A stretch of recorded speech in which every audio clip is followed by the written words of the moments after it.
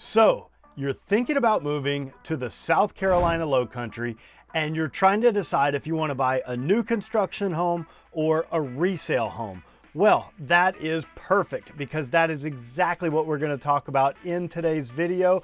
We're going to talk about all the pros and the cons of buying both a new construction home or a resale home here in the South Carolina Lowcountry, and we're getting after it right now.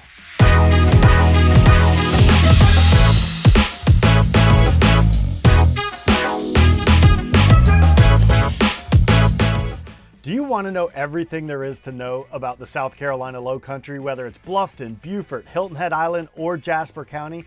Then subscribe below and tap that bell for notifications so you'll be the first to know about everything happening here. My name is David Simcox, host of this channel and a local realtor. I get calls and emails every day from people just like you and you and you looking to make their move here, and I absolutely love it. So whether you're moving in 3 days, 3 months, or even 3 years, give me a call, send me an email, shoot me a text, or even book a Zoom call, all in the description below, so I can help you find your Lowcountry lifestyle.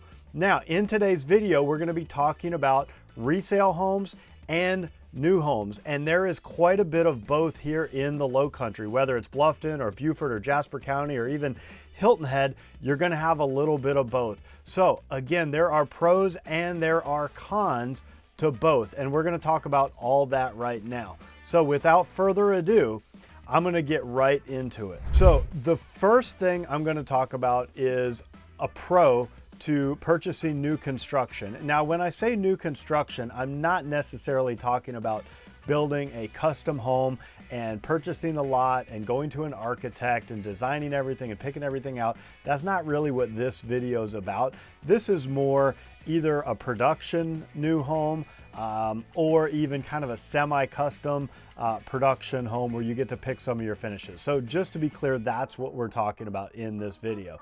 So the first pro to buying a new construction home is the new home incentives. So every single new home builder right now, some of the big ones out there are D.R. Horton and Pulte and Smith Family Homes are a few that I work with here locally, and they have some great incentives. It might be $5,000, $10,000. I've seen as much as $25,000 in incentives that they offer you if you'll go with them. So sometimes you can use that incentive money to buy down the rate, or you can use it to buy blinds or a refrigerator or some additional upgrades, or whatever, however you want to use it. It's just kind of flex money.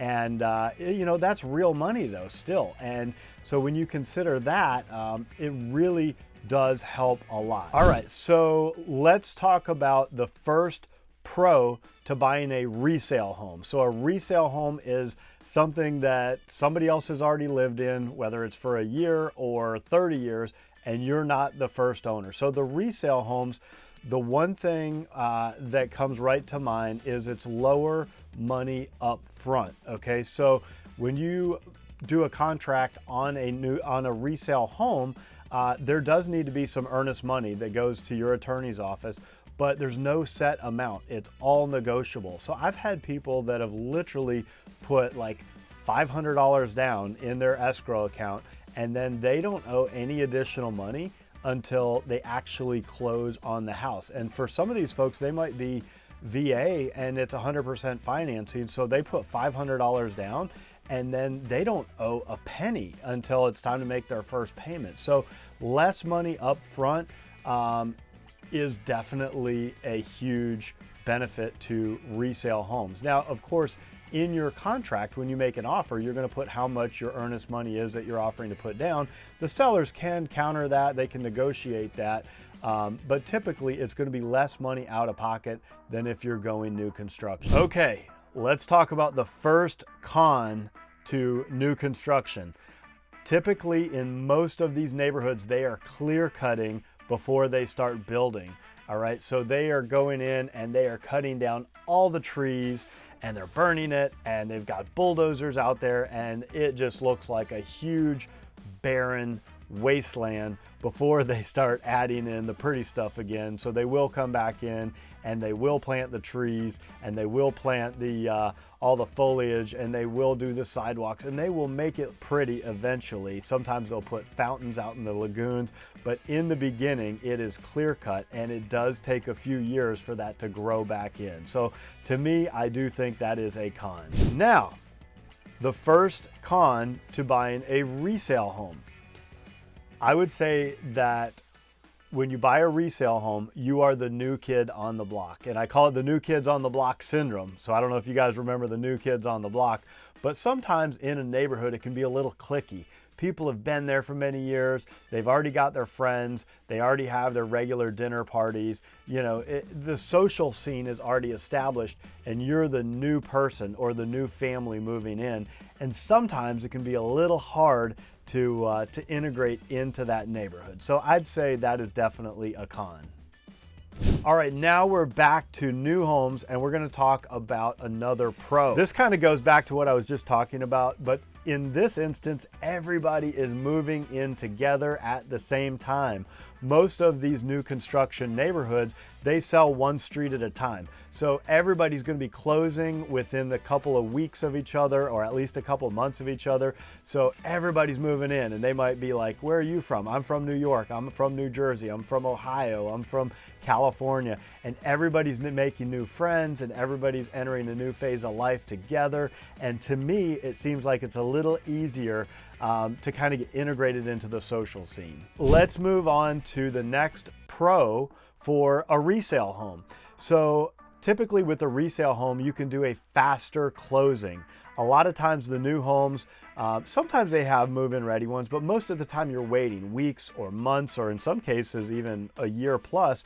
But with a resale home, I've had people close in as little as 2 weeks. And sometimes people are under contract, you know, back where they're moving from, and they need to get in quickly, or they need to, you know, get in to get the kids in school over the summer. So typically with resale homes, you can close much faster, you know, anywhere from 30 days, sometimes even less than. Now, with the positive comes the negative. Let's move on to another negative of buying a resale home.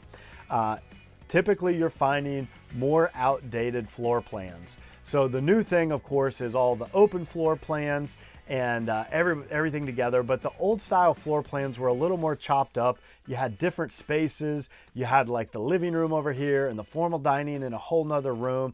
And a lot of people just don't like that flow anymore.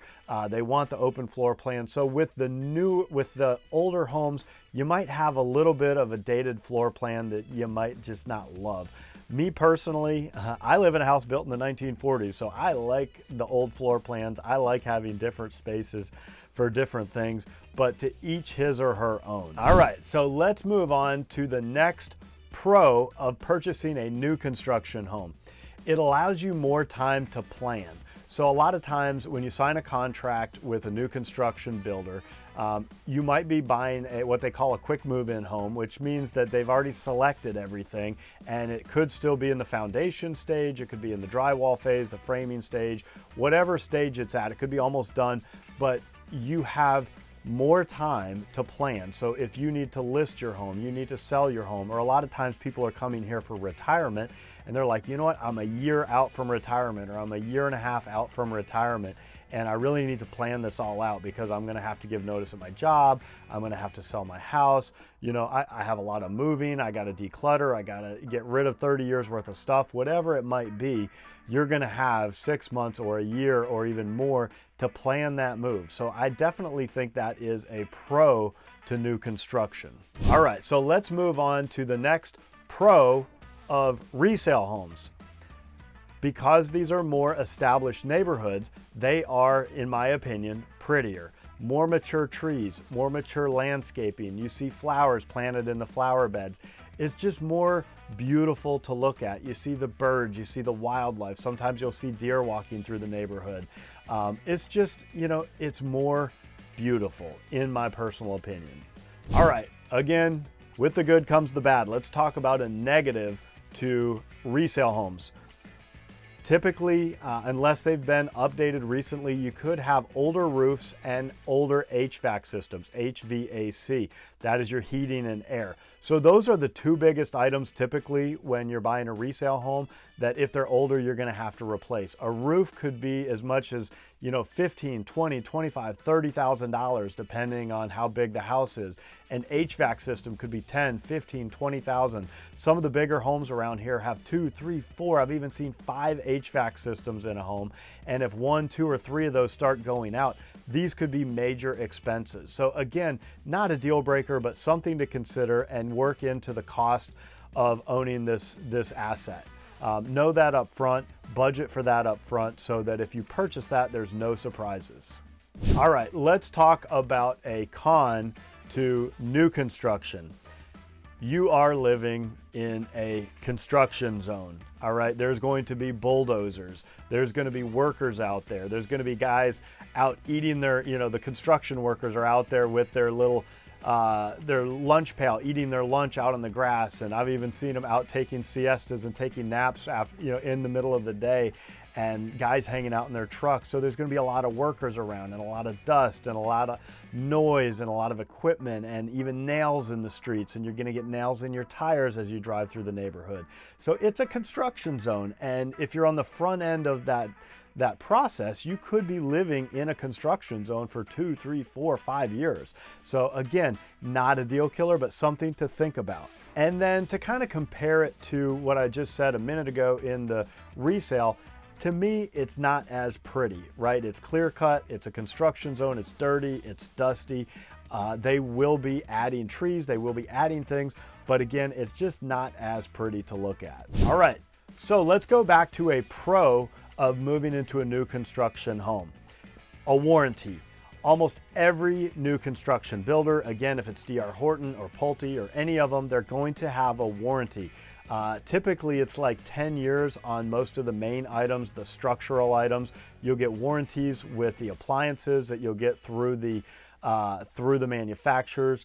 You get a 1-year warranty where they come back and they just fix anything. It doesn't matter if it's nail pops or this or little nicks, and they'll come back, they'll take care of it. And so that is definitely a huge pro to new construction. All right, so let's go back to resales. This is a pro. Living in an established neighborhood. There's something really warm and comforting about moving into a neighborhood that is established. The neighbors know each other, it's warm, it's friendly, they have community events already. Maybe the kids go out trick-or-treating and they have, you know, they've got a great trick-or-treating scene during the October months, or they've already got holiday festivals going. But moving into that established community just kind of feels a little bit more homey, all right? So I don't know. Comment down below and tell me if you agree or disagree with that. All right, so we're gonna go to another con of moving into a resale home or a resale neighborhood.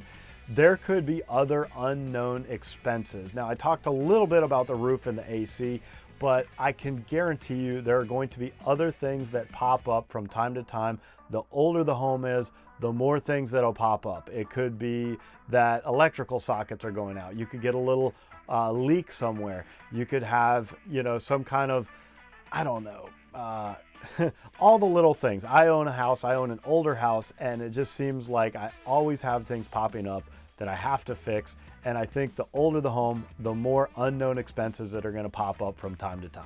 All right, let's go back to new construction. And this time we are going to talk about a pro, the amenities.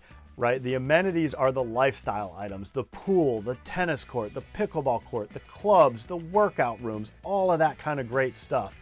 I can tell you from experience that the newer developments tend to have the latest and greatest amenities. And one prime example of this is Sun City. I sell a ton of homes in Sun City. I'm out there almost every day of the week. And they have a new amenity center out there that is going to be like over $50 million.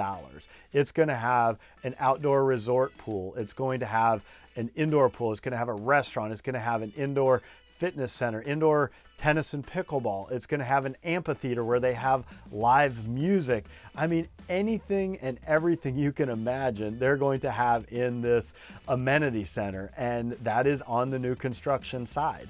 And I can tell you some of the other new construction neighborhoods, like D.R. Horton has a really nice one called the Retreat at East Argent that is kind of an entry-level neighborhood, but they have an incredible swimming pool there, and it's only going to be about a block away from a new YMCA center coming in. But the newer communities tend to have the latest and greatest amenities that cater to the most recent wants and needs of people in our society.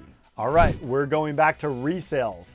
All right, so this is a pro to buying a resale home, and I call it creative deal making, okay? So it's not a one-size-fits-all thing here. You're really only limited by how good of a buyer's agent you have negotiating for you, but there can be some creative deal making that can happen when you're buying a resale home, like negotiating a contingency to sell your home back home, negotiating pre-occupancies and post-occupancies, negotiating sellers paying closing costs, negotiating all kinds of things. You could even negotiate that they leave some of the furniture. You can negotiate somebody leave their golf cart in the garage. You want that for free. I mean, all kinds of things. You can negotiate even owner financing deals or partial. I mean, anything and everything. They say everything in real estate is negotiable. Well, on the new side, not so much, but on the resale side, we can get creative and we can negotiate lots and lots and lots of really creative deals. So now we are going to go from the good to the bad. So we are going to go into a con of resale homes. What is that? Do you guys smell that? Yeah, that is a resale home. Sometimes it has funky smells. Sometimes you get that weird like cat smell. You might get the smokers that have been in there. You get a little bit of, you walk in and you're like, is there smoke in here? I've had people walk in and they're like, it's a little funky in here. Like maybe I smell a little musty smell. I don't know what that is. So sometimes resale homes do have some funky smells and you're not quite sure what it is.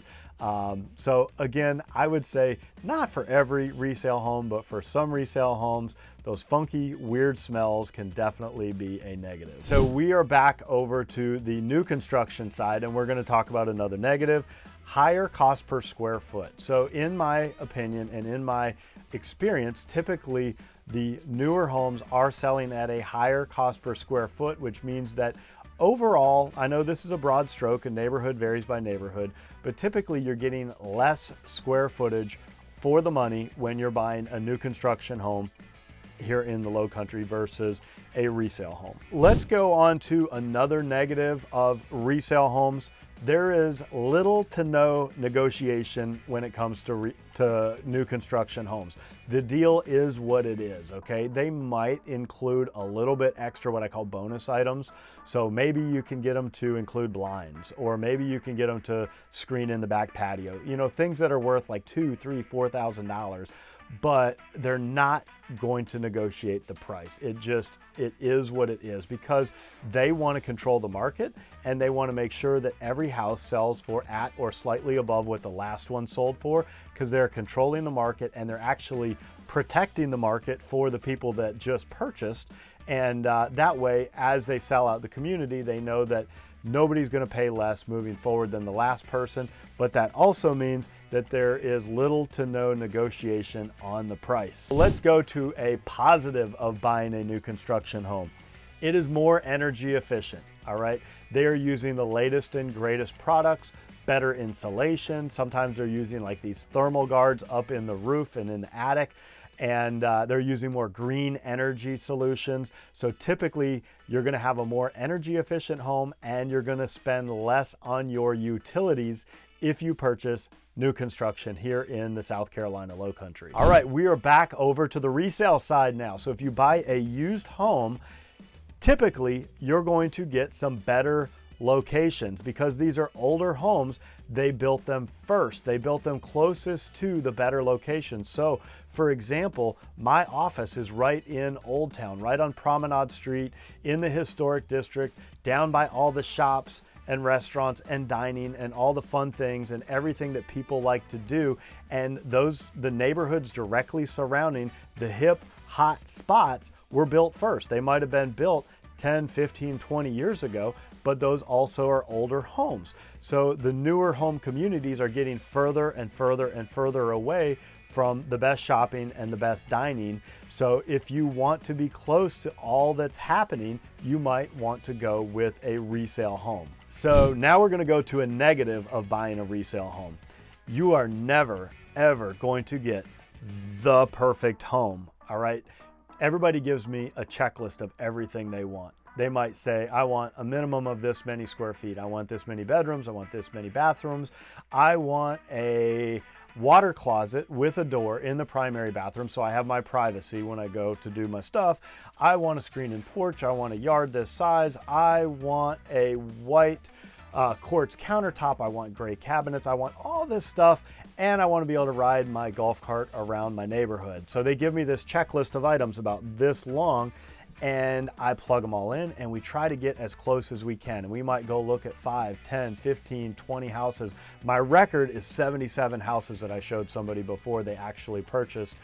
But guess what? Even after 77 houses, it was still not the perfect house. It didn't check every box. And with a resale home, you're never going to get the perfect house. We're going to try to find you a house that has as many of those great attributes that you're looking for, but it's never going to be 100% absolutely perfect. So now we're going to jump back over to the new construction side, and we're going to talk about a negative. Typically, with a new construction home, it is going to be a longer wait time, all right? And that could be waiting 3 months, that could be waiting 6 months, a year. I even have some neighborhoods that I work in that are up nearly to 2 years of wait time. Some of them don't even have lots available, and you have to put your name on a list so they will call you maybe within 3 to 6 months, and then when they call you, maybe you'll get a lot for the floor plan that you might want or you might get, and then you're waiting another year to a year and a half to have them build your house. So if you don't want to wait that long, maybe think about a resale instead of a new construction. Now, I don't want to blow things out of proportion. There are plenty of new construction builders that move along very quickly. One of my favorite is Sun City, and working with Pulte, I do a lot of work with them. It's one of the largest communities here, and they are very efficient. They're on track, and they build very quickly, but they still build a very beautiful home, but they move quickly and they stay on their timeline, on their calendar. So now we're going to talk about a positive to buying new construction. Built-in appreciation, meaning we talked earlier about how you don't really get to negotiate the price on these new construction homes. They increase the price every couple of homes, every couple of models. As they go down the street, the lot prices go up just a little bit. Every time they sell 3 of the same model, they bump up the base price just a little bit.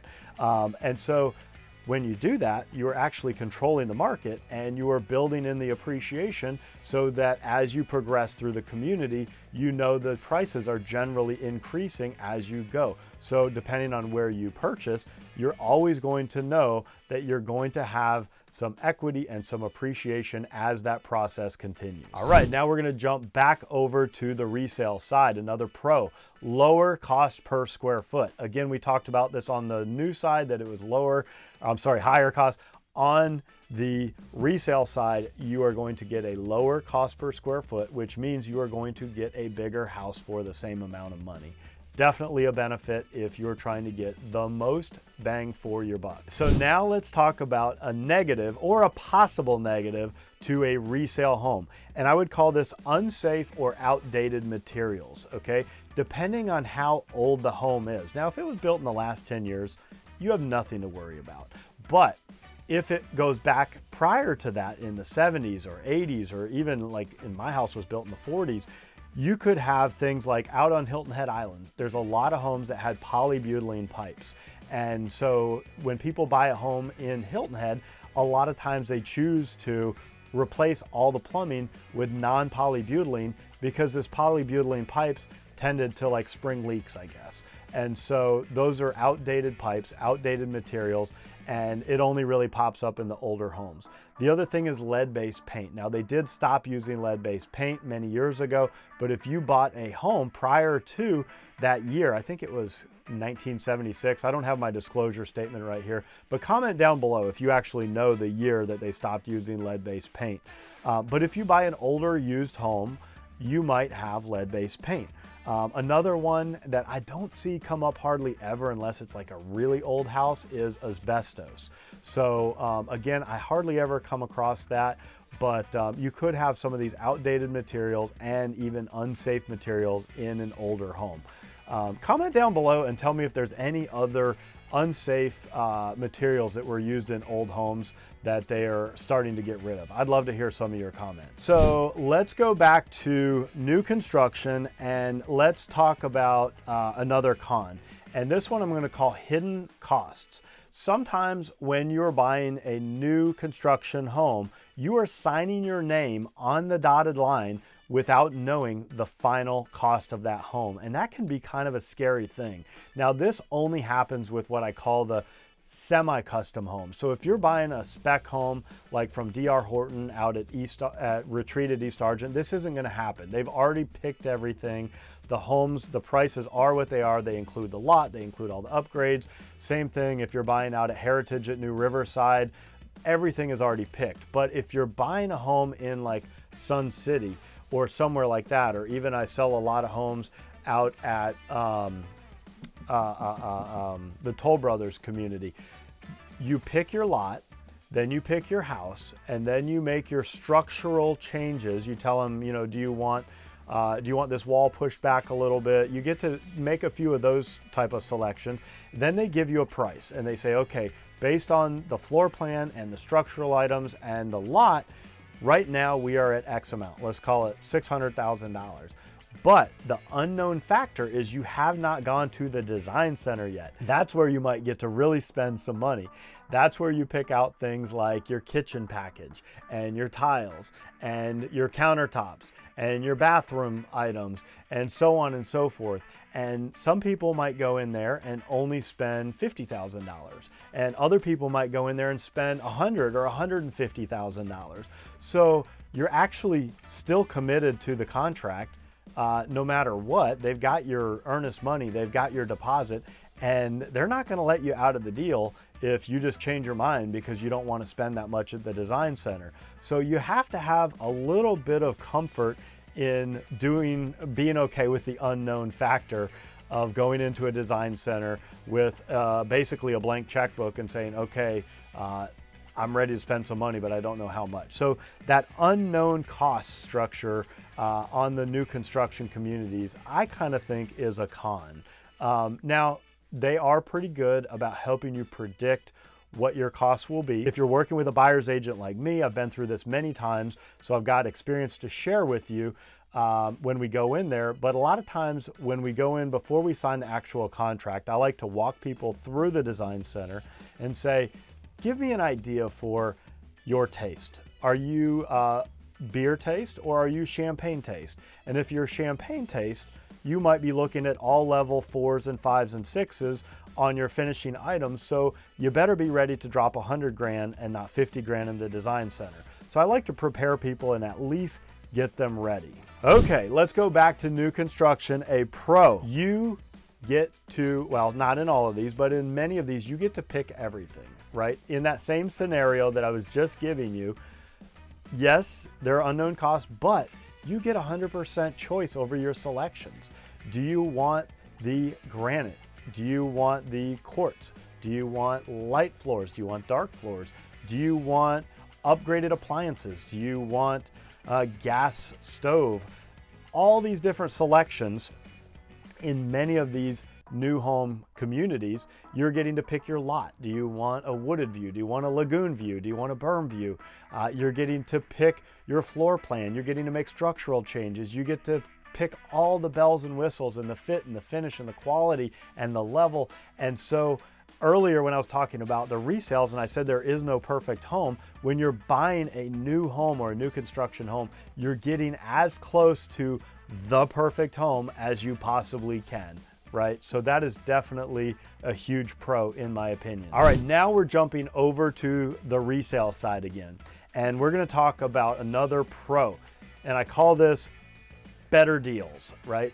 Because I said there's no negotiation really when it comes to new construction, but when it comes to resales, there can be some real great deals. And typically when you're getting a really great deal on the resale side, it's one of two reasons. It's either a distressed seller or a distressed property. So a distressed seller could be somebody that, unfortunately, I hate to say this, but many real estate transactions are driven by life events. And some of those are really happy, great life events. Like, you know, they just had a baby, they just got married, they just got a job promotion. All of these items do create a real estate sale, but then there's also negative events that happen. It could be somebody loses a job. It could be, you know, someone passes away and it becomes an estate sale. It could be a divorce. It could be all kinds of these really bad things. Now, again, I'm very sad that that happens sometimes, but that also sometimes creates a situation where you can come in and you can offer them a quick close and maybe a lower price because you're helping them, you know, get on and move on and do what they need to do in life. So some of these distressed sellers do create a unique buying opportunity. On the same other side of the coin is a distressed property. So maybe, let's say, I don't know, there's something happened with the house and you had renters in there and they all destroyed it, or there could have even been like a water leak or a roof leak or something like that. The house itself has an issue that most people don't want. And if you're willing to come in and do a little bit of fixing up and bring that home back to its potential, you could potentially buy that house for way, way, way below what market value is. So you do have that opportunity for those really great deals and those steal deals on the resale side. Now let's talk about a negative side, potential negative side of a resale home. And there is a term in real estate called a stigmatized property. So you can Google that, or you can ask ChatGPT to tell you what a stigmatized property is. But basically it means that something could have happened in that resale home that you don't know anything about, and the sellers are not legally obligated to tell you about, but it kind of gives the home a little bit of bad vibes. Things like there could have been a murder in the home. There could be people claiming to have seen ghosts in the home. There could even have been drug dealers that lived in the home, and you purchased the home, and 2 months later you have people coming up knocking on the door asking if they can get their fix. I mean, who knows what could have happened in that home, and you may not know. So it doesn't happen much. Honestly, in like 10 years of selling real estate here, I've only seen things come up maybe 1, 2, or 3 times where something weird happened in the house, and almost always it ends up being an investor that buys that house and they completely gut it and they completely fix it up and flip it. But you know, it's one of those things that could potentially come into play on a resale home. All right, so let's talk about another possible negative to buying a new construction home. And I call this unforeseen delays. And this definitely happened more during the COVID times, where they said they were having shortages of materials and labor and everything else, and the supply chain was messed up, and so houses were taking a long time.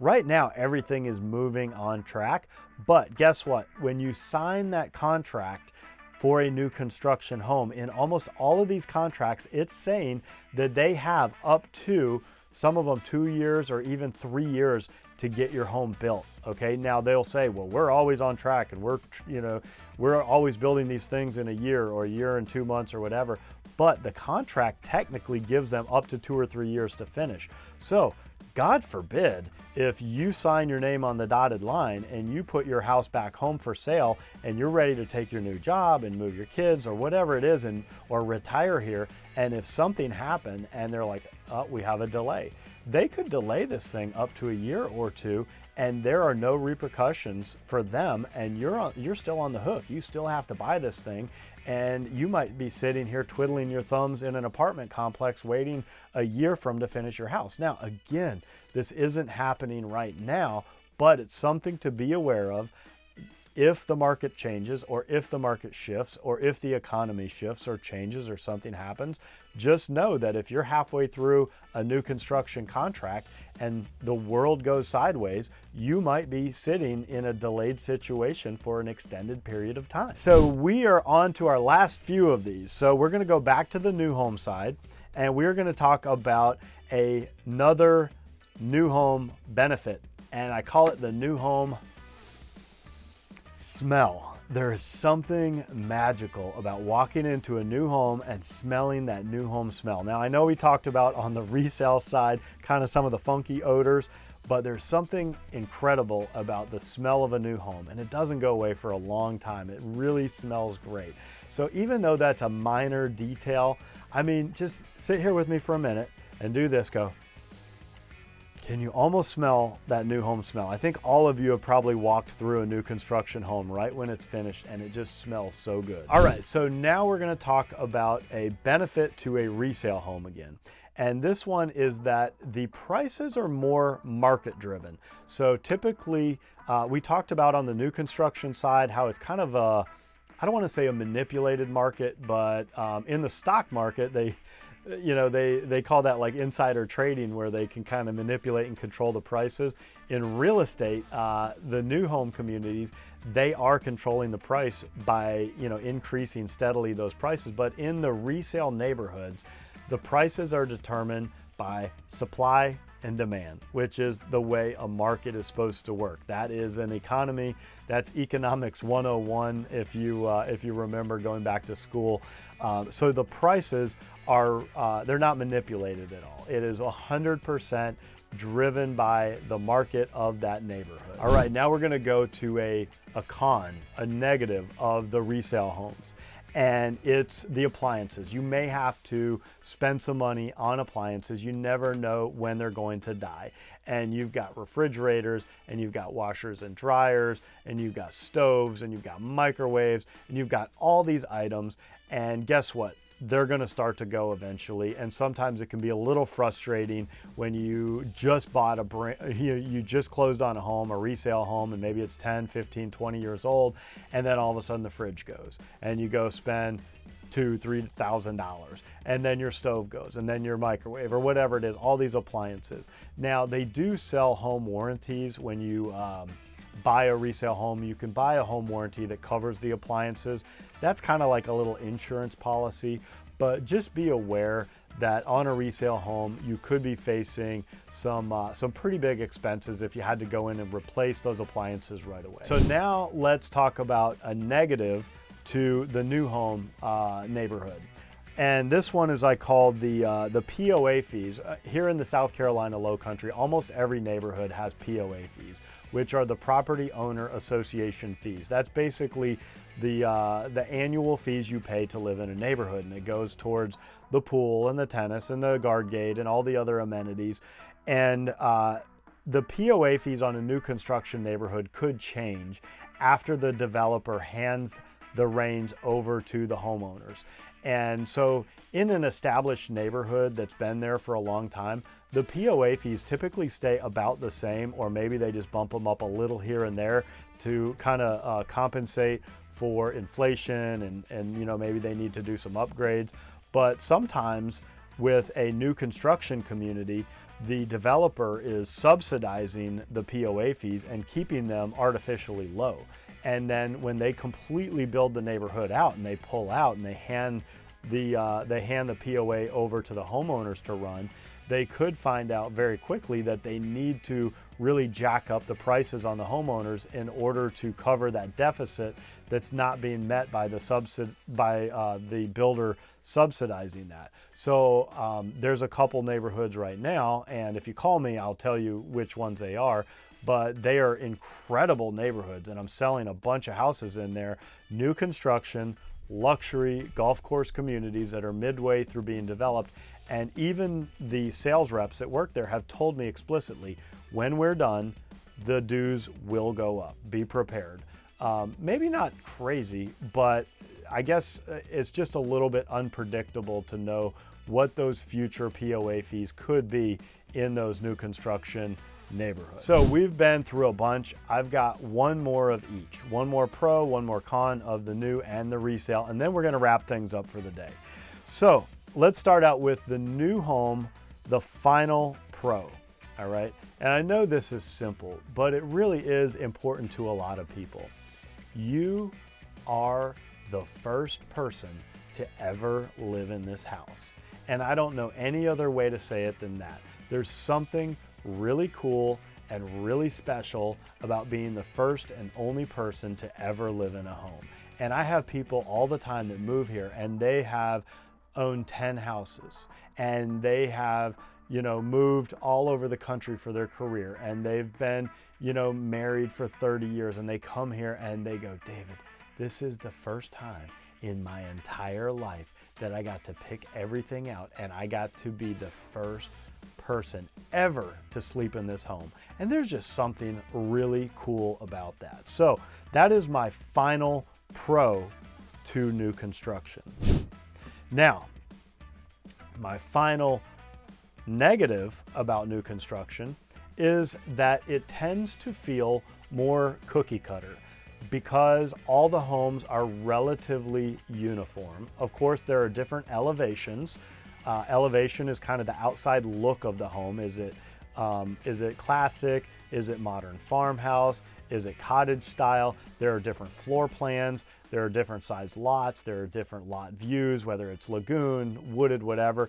But it does still tend to feel rather cookie cutter before people go in and put their own personalization in the landscaping and the yard decorations and all the other cool stuff that people like to do. So in the beginning, the new construction neighborhoods do feel very cookie cutter. That's my last con to the new construction. Now we're gonna jump over to the resale side. Last two, my final pro to resale is the ability to renovate to your tastes and to do anything you want.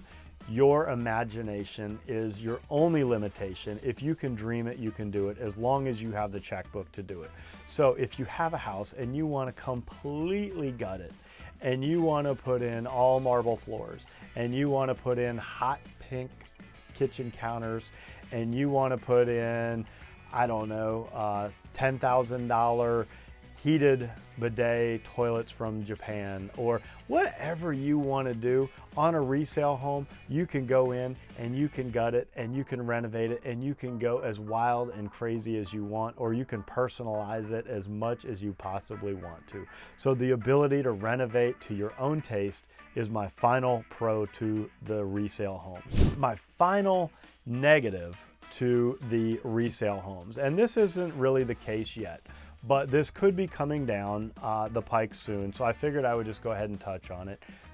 At some point in the near future, you might be required to pay your buyer agent fees on a resale home. Now, this could possibly happen on the new home side, but I don't think it will. I think the new home communities will always pay for the buyer's agents to bring their customers to those new construction neighborhoods.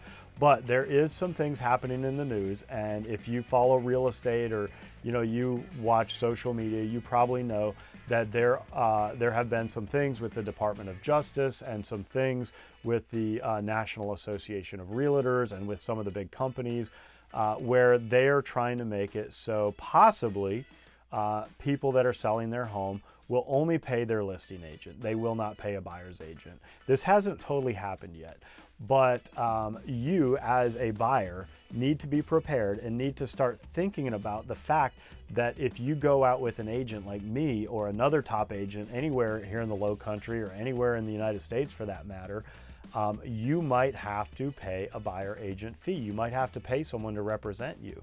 Now, sometimes you can negotiate that into the closing cost, and you can tell the seller that, I want you to cover up to 3% of my closing costs, and then you can use all or some of that to pay your buyer agent.